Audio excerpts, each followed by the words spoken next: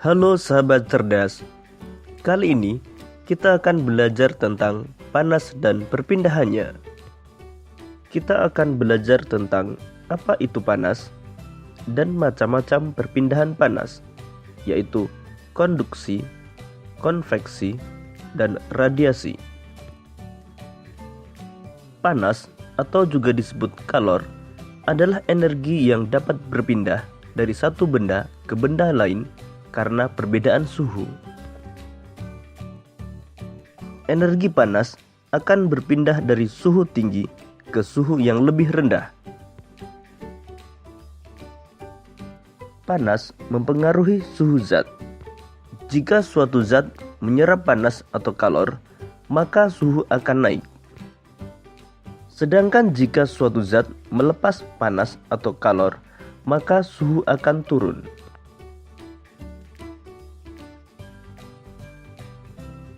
Benda yang mudah dan cepat menghantarkan panas disebut konduktor. Pada umumnya, konduktor berupa logam, misalnya besi, aluminium, dan tembaga. Sedangkan benda yang sulit dan lambat menghantarkan panas disebut isolator. Beberapa contoh isolator antara lain kayu, plastik, dan karet.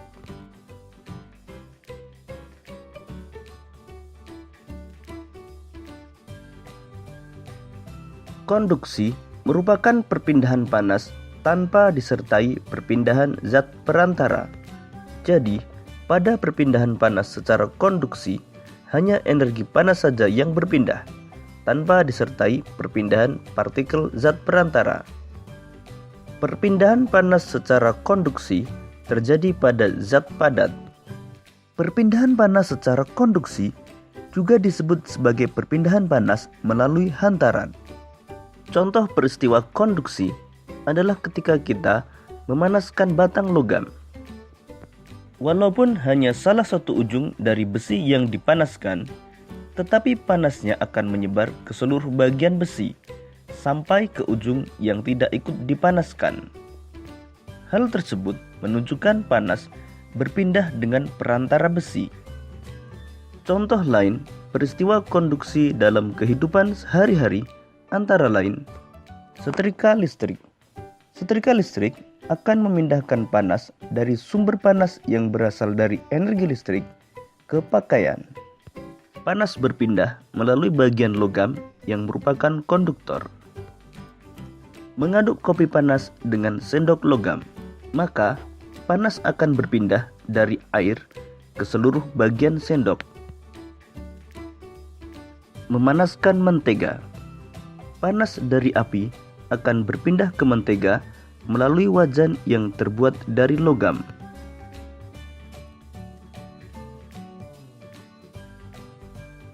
Konveksi adalah perpindahan panas disertai perpindahan zat perantara.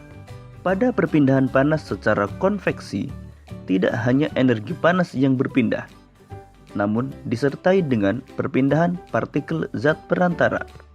Perpindahan panas secara konveksi terjadi pada zat cair dan zat gas. Perpindahan panas secara konveksi juga disebut sebagai perpindahan panas secara aliran. Perpindahan panas secara konveksi dapat kita lihat pada saat kita memasak air. Air yang panas terlebih dahulu adalah air yang berada di bagian bawah.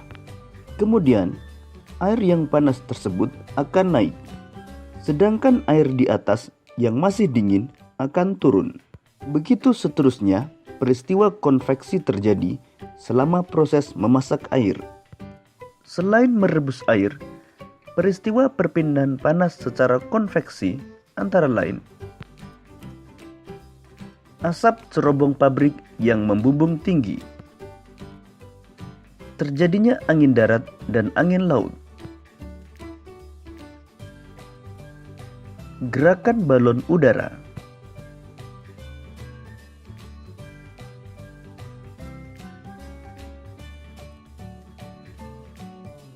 radiasi adalah perpindahan panas tanpa memerlukan zat perantara. Contoh perpindahan panas secara radiasi adalah panas matahari yang bisa sampai ke bumi, meskipun antara matahari dan bumi terdapat ruang hampa yang tidak dapat menghantarkan panas. Perpindahan panas secara radiasi juga disebut sebagai perpindahan panas secara pancaran.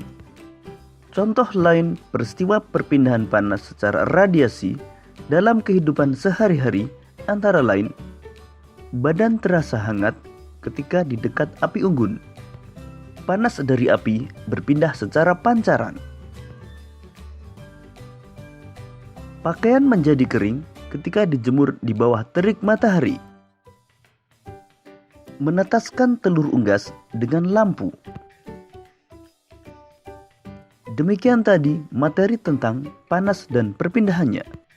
Jadi, panas dapat berpindah dengan 3 cara, yaitu konduksi, konveksi, dan radiasi.